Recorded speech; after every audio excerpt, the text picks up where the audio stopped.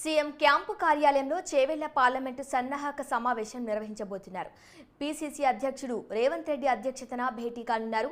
ఈ సమావేశానికి హాజరు కానున్నారు చేవెళ్ల పార్లమెంట్ అభ్యర్థి రంజిత్ రెడ్డి, పార్టీ ముఖ్య నేతలు.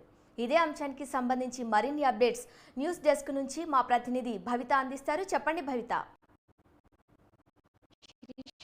మరి కాసేపట్లో PCC chief CM Revanth Reddy అధ్యక్షతన చేవెళ్ల పార్లమెంట్ నియోజకవర్గ సన్నాహక సమావేశం జరగనుంది. దీంట్లో ముఖ్యంగా చేవెళ్ల పార్లమెంట్ అభ్యర్థి అయినటువంటి రంజిత్ రెడ్డితో పాటు చేవెళ్ల నియోజకవర్గ అసెంబ్లీ నియోజకవర్గాల్లో ఉన్నటువంటి పార్టీ ముఖ్య నేతలందరూ కూడా హాజరు కానున్నారు. ముఖ్యంగా చేవెళ్ల నియోజకవర్గం సంబంధించి 7 అసెంబ్లీ స్థానాలు ఉండగా అందులో ముఖ్యంగా రాజేంద్రనగర్, మహేశ్వరం, షెర్లింగంపల్లి, చేవెళ్ల, పరిగి, తాండూర్, వికారాబాద్ ఈ 7 అసెంబ్లీ నియోజకవర్గాలకు సంబంధించి పార్టీ ముఖ్య నేతలందరూ కూడా ఈ సమావేశానికి హాజరు కానున్నారు. ఇప్పటికే దాదాపుగా 2 నుంచి 3 సన్నాహక సమావేశాలు ఇప్పుడే పీసీసీ చీఫ్ ఆధ్వర్యంలో జరిగినాయి. అయితే ఈ రోజు చేవెళ్లకు సంబంధించి సమావేశం జరగనుంది. అయితే ముఖ్యంగా చేవెళ్ల అంశం పైన అంటే ఏ పార్టీ నేతలు ఎలా ముందుకెళ్ళాలి, ఆల్రెడీ లోక్సభ ఎన్నికలు దగ్గర పడుతున్న నేపథ్యంలో అంటే ఎవరికి వారే అంటే అందరూ కూడా ప్రతి ఒక్కరు కూడా కలిసికట్టుగా పనిచేయాలని చెప్పేసి వాళ్ళకు దిశానిర్దేశం చేయనున్నారు. అంటే ముఖ్యంగా రాబోయే ఎన్నికలకు సంబంధించి పార్టీ వ్యూహాలు అంటే అనుసరించాల్సిన వ్యూహాలపైన కూడా దిశానిర్దేశం చేయనున్నారు.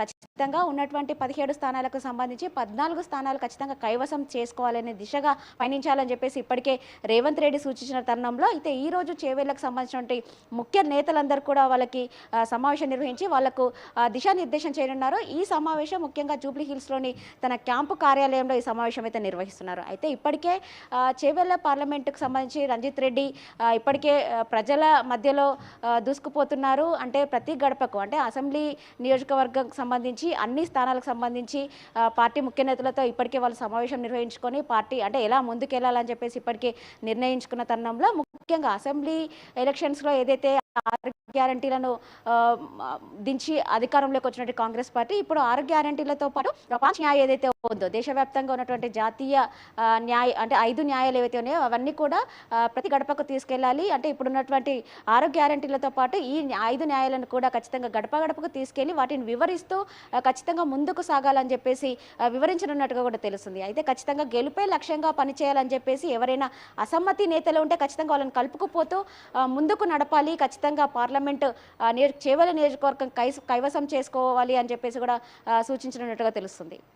Okay Bhavitha, thank you.